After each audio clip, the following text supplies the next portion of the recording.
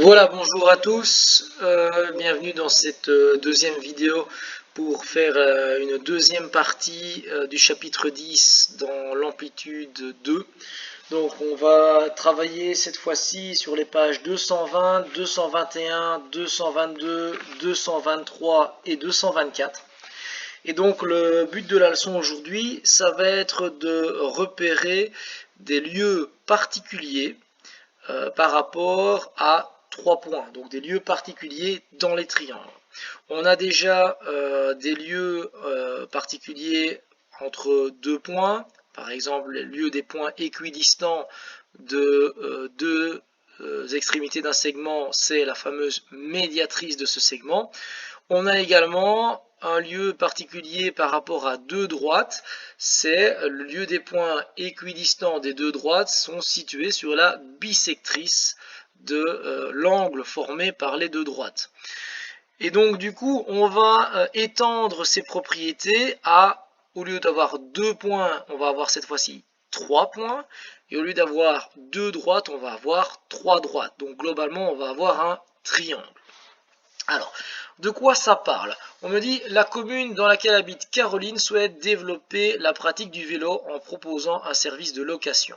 L'emplacement envisagé pour ce service se situe à égale distance des entrées de chacun des 3 parcs, représentés par les points P1, P2 et P3 sur le plan ci-dessous. On me dit, trace en rouge les points équidistants des entrées des parcs 1 et 2, trace en bleu les points équidistants des entrées des parcs 1 et 3, trace en vert les points équidistants des parcs 2 et 3. Et on me dit, nomme V l'emplacement idéal pour le service de location de vélo. Donc voilà, vous allez donc maintenant mettre la vidéo en pause et essayer de trouver ce fameux lieu qu'on va appeler V, qui doit être en même temps à la même distance entre P1 et P2, à la même distance de P2 et P3 et à la même distance de P1 et P2. Vous mettez la vidéo en pause, vous essayez de tracer ça, de répondre aux questions, et puis on corrige. Voilà, donc qu'est-ce qu'il faut faire? Eh bien, il faut se souvenir, effectivement, comme je l'ai rappelé, que être à égale distance de P1 et P2, c'est se situer sur la médiatrice de P1, P2, donc du segment P1, P2. Être à égale distance de P1 et P3, c'est se situer sur la médiatrice de P1, P3, donc le segment de P1 à P3. Et être à équidistance de P3 et de P2, c'est se situer sur la médiatrice de P2, P3, c'est-à-dire le segment de P2 à P3. Et donc globalement, il va s'agir de tracer les 3 médiatrices de chacun des segments. Et donc voilà, la médiatrice entre P1 et P2 est ici tracée en rouge. La médiatrice entre P3 et P1 est ici tracée en bleu, et la médiatrice entre P2 et P3 est ici tracée en vert. Je vous rappelle que pour tracer la médiatrice, on prend le compas, ouverture de compas plus grande que la moitié, donc ici le segment P1, P3 par exemple, on prend une ouverture de compas plus grande que la moitié de ce segment-là, la pointe sur P1, un arc de cercle, comme ceci, on garde la même ouverture, la pointe sur P3, un autre arc de cercle, et on vient relier les deux intersections pour tracer la médiatrice. Et on fait ça 3 fois. Une fois pour chaque segment. Donc on a le segment ici P1, P2, on a le segment P1, P3 et on a le segment P3, P2. Et quand on a fait ça, on se rend compte que si on a travaillé avec précision, et là c'est vraiment un problème très important, il faut avoir de la rigueur, les 3 médiatrices doivent se croiser en un seul point, absolument avec précision, un seul point, ici, qu'on va appeler V. Et pour vérifier que V se trouve à la bonne distance, qu'est-ce que l'on pourrait faire? Eh bien, on pourrait prendre la pique du compas sur V, prendre l'écart entre V et P3 et tracer un cercle. Si votre cercle passe par P1, P2 et P3, c'est que votre point V est bien situé à égale distance des 3. Parce que quand vous avez un cercle, le centre du cercle, il est toujours à la même distance par rapport à n'importe quel point du cercle. Puisque la distance entre V et P1, c'est un rayon du cercle. La distance entre V et P2, c'est un rayon du cercle également. Et la distance entre V et P3, c'est un rayon du cercle également. Et donc, si vous avez tracé avec précision votre point V, et que vous tracez votre cercle doit passer obligatoirement par les 3 points P1, P2 et P3. Si ce n'est pas le cas, vous devez recommencer la construction. Et donc, voilà, on a tracé les différentes choses. On me dit, nomme V l'emplacement idéal pour le service de location, c'est fait. Complète la phrase suivante à partir des observations. Dans le triangle P1, P2 et P3, pour trouver l'emplacement du service de location de vélo, tu as dû tracer les médiatrices du triangle. Les médiatrices du triangle sont concurrentes. Concurrentes, ça veut dire qu'elles se croisent en un seul point. L'emplacement est le centre du cercle circonscrit au triangle. Autrement dit, ce cercle-ci, qui est obtenu en trouvant le centre grâce aux 3 médiatrices de mon triangle qui est formé par les points P1, P2, P3, ce cercle qui passe par les 3 sommets, c'est ce qu'on appelle le cercle circonscrit au triangle. Il faudra évidemment bien maîtriser le vocabulaire dans ce chapitre. Nous allons donc maintenant passer à l'activité suivante. Et l'activité suivante, c'est des exercices. Et donc, on vous demande, voici 4 triangles, pour chacun d'eux, trace le cercle passant par les 3 sommets du triangle. Autrement dit, quand on vous donne ça, on ne vous dit pas qu'il faut tracer les médiatrices. C'est à vous de savoir que pour avoir un cercle qui passe par les 3 sommets, je vais devoir tracer les 3 médiatrices de mes triangles. Donc, vous allez maintenant mettre la vidéo en pause et vous allez vous entraîner à tracer avec précision les 3 médiatrices de chacun des triangles. Elles doivent se croiser en un seul point. Si ce n'est pas le cas, il faudra gommer et recommencer la construction. Et une fois que vous avez trouvé ce point, vous tracez le cercle circonscrit pour chacun des triangles. Il faut que ce cercle passe exactement par les 3 sommets de chacun des triangles.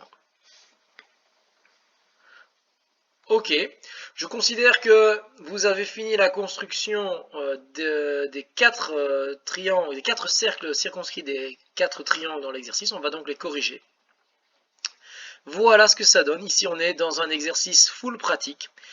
On a bien tracé les 3 médiatrices de chacun des côtés, donc chaque médiatrice de chaque côté du triangle, les 3 médiatrices au total de chaque triangle, et on a tracé le cercle circonscrit ici, qui passe bien exactement par les 3 sommets.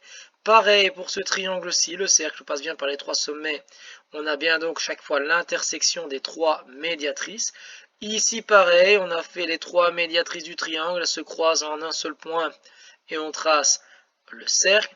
Et ici, pareil, les 3 médiatrices des 3 côtés du triangle et on trace le cercle circonscrit qui passe par les 3 sommets. On remarquera, comme cas particulier, que dans l'exercice 4, ici, le centre de mon cercle ne se trouve pas n'importe où, il se trouve exactement au milieu du plus grand côté. Ce plus grand côté dans un triangle rectangle, c'est ce qu'on appelle l'hypoténuse. Okay, on va le noter ici. Hypoténuse, faites une flèche, vous marquez hypoténuse. Et donc, le centre de votre cercle circonscrit se trouve sur l'hypoténuse de votre triangle et pas n'importe où sur l'hypoténuse, au milieu de l'hypoténuse. On va donc passer à l'activité suivante. On me dit, observe l'arc de cercle ci-dessous. Rédige un protocole décrivant les différentes étapes à réaliser pour tracer le reste du cercle. Achève la construction en suivant ton protocole. C'est une des petites constructions que j'aime bien, une petite construction qui fait intervenir pas mal de réflexions. Donc je vais vous laisser chercher un petit peu comment je pourrais retrouver le bout du cercle qui manque. Voilà, vous mettez la vidéo en pause et vous essayez de faire cet exercice. Voilà, je considère que vous avez réalisé l'exercice, du moins vous avez essayé. On va voir, en fait, la technique est très simple. Il suffit de prendre 2 points sur l'arc de cercle, vous faites un segment, par exemple le point A, le point B, n'importe où, vous faites un segment, et vous faites la médiatrice de ce segment. Ensuite, vous prenez n'importe quel autre deux points. Là, ici, on a récupéré le point B, on a mis un troisième point C. On trace une deuxième fois un segment et vous faites la médiatrice de ce nouveau segment. Et là, vos deux médiatrices se croisent en un point qui va être le centre du cercle. Et une fois que vous avez le centre du cercle, il vous suffit de prendre l'écart entre le centre du cercle et n'importe lequel des trois points qui est sur le cercle. Et vous pouvez retracer le reste de votre cercle. Et donc, on me dit, trace deux cordes AB et BC. Les deux cordes, c'est donc deux segments qui partent d'un point du cercle vers un autre point du cercle. Donc, on a ici le point A, le point B, on trace la corde AB. On a ici le point B, le point C, on trace la corde BC. Trace M1 la médiatrice du segment AB et M2 la médiatrice du segment BC. Donc on a tracé la médiatrice ici de AB et là la médiatrice de BC. Nomme D l'intersection des médiatrices M1 et M2. Voilà, je l'appelle D. D est le centre du cercle circonscrit au triangle formé par les points A, B, C. Donc c'est comme si on avait un triangle ABC ici et pour avoir le cercle qui passe par les trois sommets de mon triangle, je dois faire les médiatrices. Vous allez me dire, monsieur, vous n'avez tracé que deux des trois médiatrices. Ben oui, étant donné que les trois médiatrices se croisent en un seul point, en tracer deux, c'est techniquement suffisant pour retrouver le centre. Construit après le cercle de centre D et de rayon AD. Donc ici, ils prennent la distance entre A et D comme rayon. On aurait très bien pu prendre la distance entre B et D, ou alors la distance entre C et D, qui est exactement la même. Passons à l'exercice suivant, l'exercice 3. Annabelle affirme que le centre d'un cercle circonscrit se trouve toujours à l'intérieur du triangle de départ. À telle raison, explique ta réponse. Voilà, je vous laisse un petit peu de temps, mettez la vidéo en pause, essayez de répondre. Voilà, je considère que vous avez répondu à cette question. Voyons un petit peu ce que ça raconte. Eh bien, Annabelle a tort car le centre du cercle circonscrit a un triangle obtusant qui se trouve à l'extérieur du triangle. De plus, le centre du cercle circonscrit a un triangle rectangle est au milieu du plus grand côté, l'hypoténuse. C'est ce qu'on a constaté ici. Vous voyez qu'ici on a un cercle circonscrit. Le centre du cercle circonscrit n'est pas à l'intérieur du triangle, comme c'est le cas ici et comme c'est le cas là. Donc il n'est pas à l'intérieur du centre, il n'est pas à l'intérieur du triangle. Et celui-ci n'est pas à l'intérieur du triangle non plus, puisqu'il est sur l'hypoténuse. Donc effectivement, Annabelle a tort. Enchaînons l'exercice suivant. On me dit de construire un triangle ABC, sachant que le point I est le centre du cercle circonscrit au triangle. Ce triangle est-il unique? Explique ta réponse. Vous mettez la vidéo en pause et vous essayez de faire cet exercice. Voilà, je considère que vous avez réussi à faire l'exercice. Nous allons le corriger. Qu'est-ce que l'on va faire? Eh bien, si le point I, c'est le centre de mon cercle circonscrit, et que j'ai déjà deux sommets de mon triangle, je peux prendre la distance entre I et la distance entre A et tracer le cercle. Ou alors prendre la distance entre I et B et tracer le cercle.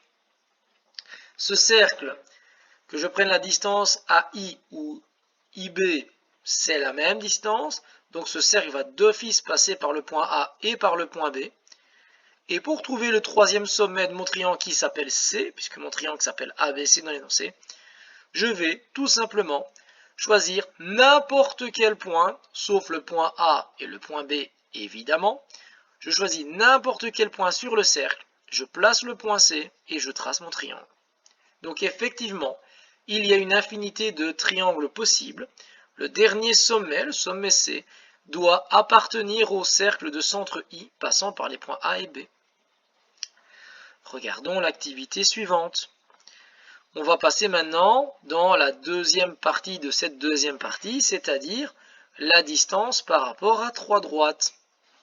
On me dit, Le propriétaire d'un immeuble souhaite installer un arbre dans la cour intérieure et décide de le placer à la même distance de chaque façade des habitations. Indique sur le plan les points qui se trouvent à la même distance des habitations A et B, fait de même pour B et C et ainsi que pour A et C. Donc on a une cour intérieure en forme triangulaire. Là on a un premier mur, un deuxième mur et ici un troisième mur. On doit être à la même distance de chacune des façades. Indique sur le plan la position de l'arbre et la distance qui sépare les façades, qui la sépare des façades. Et après il faut compléter le petit texte ici. Vous mettez la vidéo en pause et vous résolvez l'exercice. Voilà, je considère que vous avez fait l'exercice. Et bien, tout simplement, il suffisait de se souvenir que pour être à égale distance de deux droites, je dois faire la bisectrice de l'angle formé par ces deux droites. Comme ici, on a trois angles, un angle ici, un angle là et un angle là, nous allons tracer les trois bisectrices des trois angles. Et là, si vous avez travaillé avec précision, il vous faut une précision extrême, les trois bisectrices se croisent en un seul point. Si ce n'est pas le cas sur votre dessin, vous allez gommer votre dessin et refaire votre dessin. Il faut absolument que les trois bisectrices se croisent en un seul point. Ensuite, on vous demande de calculer ou de tracer la distance qui sépare l'arbre de chacune des habitations. Eh bien, cette distance, c'est la distance qu'on va devoir prendre entre un point, l'arbre, et une droite, et qui est un côté, en fait, ici du triangle. Eh bien, cette distance est une distance qu'on mesure toujours perpendiculairement. Donc, on va mesurer la distance perpendiculaire à ce côté-ci, passant par le point, et ça doit être la même longueur que la distance mesurée perpendiculairement par rapport à ce côté-ci jusqu'au point, qui doit être encore une fois la même longueur que la distance perpendiculaire à ce côté-ci, passant par ce point. Donc les trois distances ici, ici et ici sont les mêmes. Et donc, complète les phrases suivantes à partir des observations. Le point équidistant des trois droites est l'intersection des trois bisectrices des angles intérieurs formés par ces droites. Donc les trois bisectrices se croisent en un seul point. À partir de ce point, on peut tracer un cercle qui va être le cercle inscrit et qui va être tangent au côté du triangle. Vous allez prendre ceci comme centre, l'arbre, l'ouverture de compas qui va être en fait la fameuse distance que vous avez mesurée, et vous allez tracer le cercle ici, à l'intérieur du triangle. Il ne peut pas dépasser des côtés du triangle, et c'est ce qu'on va appeler le cercle inscrit au triangle. On va passer maintenant aux gros exercices. Donc voilà, l'exercice classique. Trois villes sont reliées par des autoroutes, ce seront les côtés du triangle, comme indiqué sur le schéma ci-contre. Un nouveau centre des urgences va être installé pour qu'il soit le plus efficace possible. Les autorités ont décidé de le placer à égale distance des trois routes. Indique sur le schéma la position de ce nouveau bâtiment. Je dois donc trouver le point qui va être à la même distance des trois routes. Voilà, vous mettez la vidéo en pause et vous essayez de faire cet exercice. Voilà, je considère que vous avez résolu l'exercice. Eh bien, tout simplement, il suffit de faire les trois bisectrices des trois angles et de trouver le point d'intersection. Vous allez me dire, monsieur, pourquoi ils n'ont tracé que deux bisectrices ici? Il fallait faire les trois. Ben oui, mais comme les trois se croisent en un seul point, en tracer que deux, c'est suffisant. Personnellement, j'utilise le tracé de la troisième bisectrice comme vérification pour être sûr que les deux premières sont correctes. Et encore une fois, si je dois mesurer la distance entre ce nouveau bâtiment et chacune des autoroutes, la distance doit être mesurée comme ceci ici, perpendiculairement à l'autoroute. La distance du point C va être mesurée comme ceci, perpendiculairement à l'autoroute. La distance entre le point C et l'autoroute va être mesurée comme ceci, perpendiculairement à l'autoroute. Passons aux exercices suivants. Le basique, on vous dit, voilà quatre triangles, il faut tracer le cercle à l'intérieur, donc le cercle tangent aux trois côtés, ce qu'on appelle le cercle inscrit, pour chacun de ces trois triangles. Donc, on va devoir dans un premier temps tracer les trois bisectrices, trouver le centre, trouver la longueur du rayon qui est en fait la distance perpendiculaire et tracer les 3 cercles ou les 4 cercles ici puisqu'il y en a 4 qui doivent se trouver à l'intérieur de ces 4 triangles. Les cercles ne peuvent pas dépasser. Si votre cercle dépasse, ce n'est pas bon. Si vos 3 bisectrices ne se croisent pas en un seul point, ce n'est pas bon. Vous mettez la vidéo en pause et vous essayez de faire les tracés de ces 4 triangles. Voilà, j'estime que vous avez résolu l'exercice. Nous allons voir ce que cela donne. Eh bien, ici, vous voyez, on trace les 3 bisectrices de chacun des angles et on a un cercle ici qui ne dépasse pas de mon triangle. Le centre, c'est l'intersection, c'est le point rouge ici, l'intersection des 3 bisectrices. Et le rayon, c'est la distance entre ce point rouge et n'importe lequel des côtés. Ici, pareil, on trace les 3 bisectrices. Elles se croisent en un seul point. Mon cercle, je prends la distance entre là et le côté ici, par exemple AC, la distance perpendiculaire. Ça va me donner l'ouverture de compas. Et mon cercle, je le trace à l'intérieur. Il ne dépasse pas de mon triangle. Pareil ici, à mon avis, celui-là va être plus difficile à tracer parce que le cercle est vraiment très petit. On fait les 3 bisectrices, elles se croisent en un seul point. Je prends la longueur entre ce point-là et le côté BC, c'est une distance perpendiculaire, c'est le rayon de mon cercle. Et je trace mon cercle à l'intérieur, il ne dépasse pas de mon triangle. Pareil ici, je trace les 3 bisectrices du triangle. Elles se croisent toutes les 3 en un seul point. Je prends la distance entre ce point et le côté AC. La distance est perpendiculaire. C'est le rayon de mon cercle. Et je trace mon cercle. Le cercle ne dépasse pas de mon triangle. Le fait de tracer un cercle inscrit dans un triangle, c'est une des questions que le CE1D aime bien mettre en fin d'année. Donc, vous devez absolument vous entraîner à tracer ça avec précision sans que votre cercle ne dépasse. Et la première étape, c'est réussir à tracer les 3 bisectrices qui se croisent exactement en un seul point. Ok, regardons un peu les questions suivantes. Question 3. Marine affirme que le centre d'un cercle inscrit se trouve toujours à l'intérieur du triangle de départ. A-t-elle raison? Explique ta réponse. Vous mettez la vidéo en pause et vous essayez de répondre. Ok, donc j'estime que vous avez fait l'exercice. On va aller voir un peu ce que ça raconte. On me dit, Marine a raison car par définition, le cercle inscrit à un triangle doit se trouver à l'intérieur du triangle. Donc forcément, ici, le centre du cercle est toujours à l'intérieur du triangle. Ce qui n'était pas le cas tantôt, si vous vous souvenez bien, quand on a fait les 3 médiatrices du triangle, le centre du cercle n'était pas toujours à l'intérieur. Ok, allons voir la question suivante.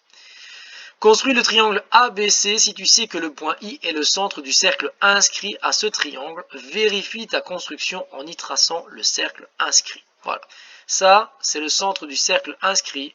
Ça, c'est un des côtés du triangle. Il faut tracer le triangle. Vous mettez la vidéo en pause et vous essayez de faire cet exercice. Voilà, j'estime que vous avez réalisé l'exercice. Nous allons le corriger. Qu'est-ce que je vais devoir faire?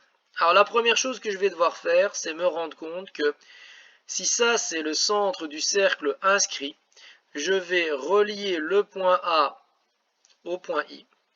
Et ça va me donner une bisectrice. Donc si je relie le point A au point I, j'ai une bisectrice. L'angle que je peux mesurer ici, je devais le reporter une deuxième fois au-dessus pour que ce soit la bisectrice. Puisque la bisectrice, elle coupe l'angle en 2 angles de même amplitude.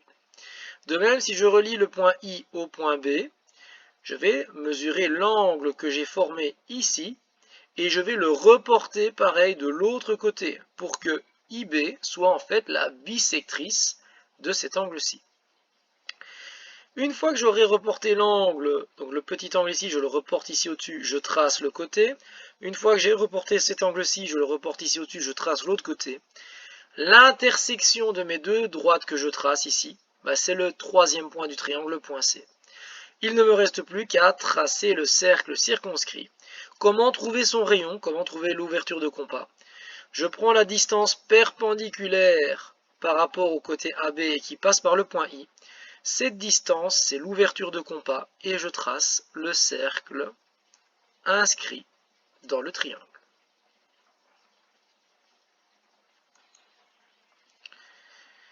Dernier exercice. Détermine s'il existe un triangle dont le cercle circonscrit et le cercle inscrit sont concentriques. Explique ta réponse. Vous mettez la vidéo en pause, bien que si vous avez été attentif, vous avez déjà vu la réponse de cette question lors de la résolution de l'exercice précédent. Mais bon, prenons pour acquis que vous avez bien fait les choses et vous n'avez pas triché. Donc vous mettez la vidéo en pause et vous essayez de résoudre cette question. Voilà, nous allons répondre en fait, oui, c'est possible. Pour que le cercle circonscrit à un triangle et le cercle inscrit à un triangle soient concentriques, autrement dit qu'ils aient le même centre, il faut que les trois médiatrices et les trois bissectrices soient confondues. Donc il faut qu'en fait elles se croisent toutes les trois médiatrices au même endroit, que les trois bissectrices se croisent. Et il n'y a qu'un seul triangle dans lequel cela arrive, c'est le triangle équilatéral. Donc seul le triangle équilatéral a ses bissectrices qui se croisent au même endroit que ses médiatrices. Voilà, nous sommes maintenant arrivés à la dernière partie, mais ce sera pour la vidéo suivante, les exercices de synthèse. Voilà, je vous souhaite une bonne continuation et rendez-vous à la prochaine vidéo pour la suite.